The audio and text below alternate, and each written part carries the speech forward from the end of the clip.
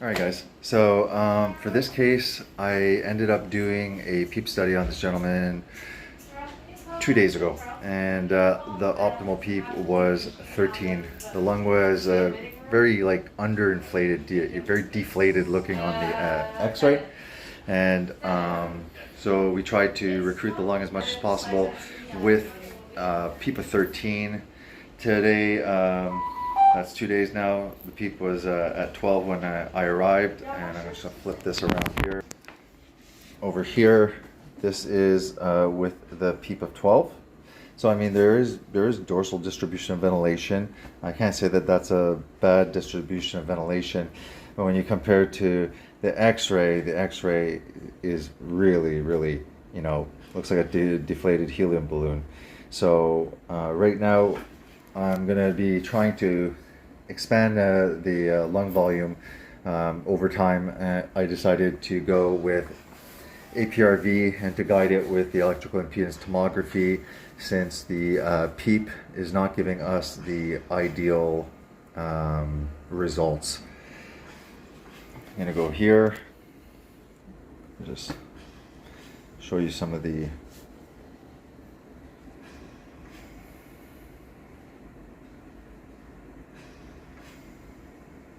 dynamic images. Perfect. And what we're going to do is we're going to go to view. We're looking at diagnostics. Press pause, and I'm just going to set up along the timeline, and we're going to do a regional compliance study to see how these P highs are affecting the lung. So now I'm just going to add where I want to compare. So for each P high level. There we go.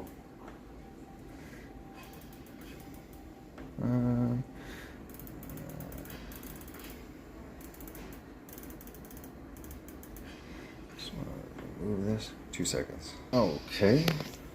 So I've tested various P high.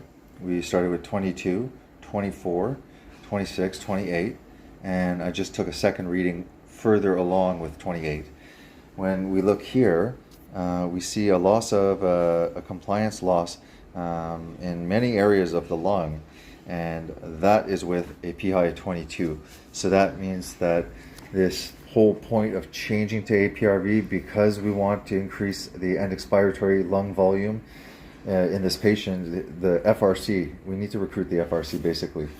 And you're not going to get that at all, because we're showing that the lung is in a non-compliant area.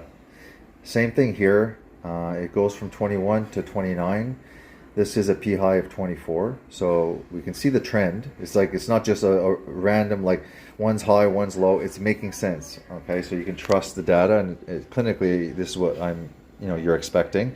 Then we went to 26, and we have further reduction with 0 over distension. And then after we went to 28, we start having a little bit of over distension on the more vulnerable parts. So 28, too high, okay? 22, too low. 24, too low. 26 seems like the ideal peak for this, the ideal P high, sorry. And we can also do the recruitability.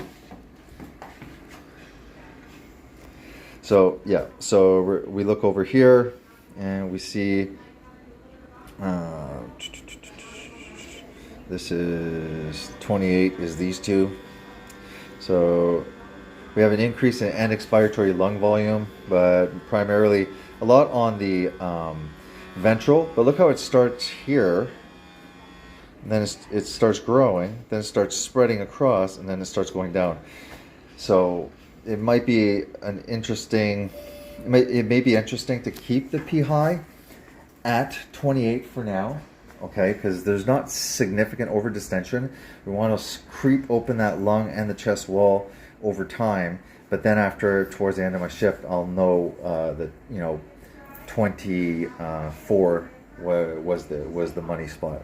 Was I right here? I'll remember from my previous PEEP study. So this is pretty much how we, guide the distribution of ventilation, and that we make sure that there's no over distension. Everything is being measured. And for this screen, this is end expiratory lung impedance, which means end expiratory lung volume changes, which means your functional residual capacity. And we can see here that we were at a P high of 22, and when we went to 24, we had an increase here indicated in blue in this region, positive impedance values. Creep it up to the next one, the values increase. We're at 28. You can see the global impedance value increasing, meaning that there's more and more volume.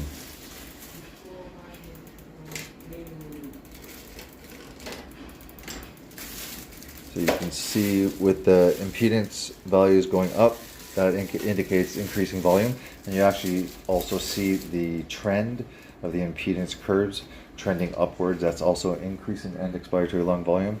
And you have the color-coded here. And you also have the regions of interest, the percentages. And the last screen is the end inspiratory lung impedance. And we can see here I set the control and reference together at 22 P high, and then we went to 24. We see here indicated in blue that at the end of inspiration there is an increase in end inspiratory lung volume on both sides. Really, that's good. We creep it up again to 26. We further see it distributed a good amount throughout the whole lung, and this is kind of what we want to see, because on the x-ray, that's what I was saying, it's like very, very small lung. So this is what I want to see, and we're just going to pay attention to the white ventral regions here, more volumes going to the ventral region.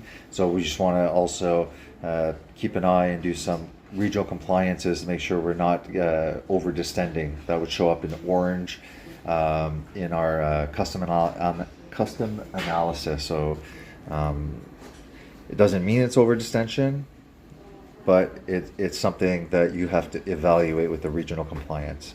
If we continue to 28, we see it kind of, there you go.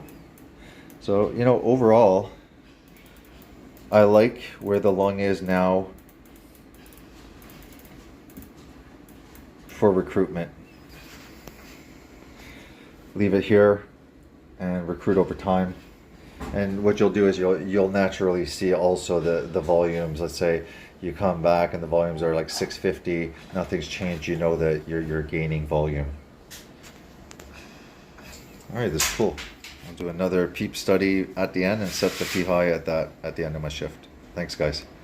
Yeah, so this is why when you're doing this, I mean, sometimes it's very quick, but a lot of times you're leaving this monitor on the patient for your whole shift, because things are already changing.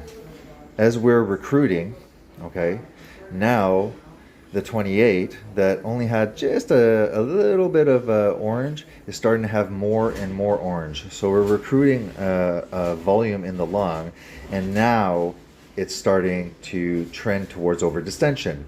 So now we're going to go down on the P high, and you could take your time with this monitor and do a quick assessment. But when you're doing changes, then you anticipate that there's going to be significant lung changes. Then that last study needs to be done right at the end, because your first PEEP studies could be completely different now.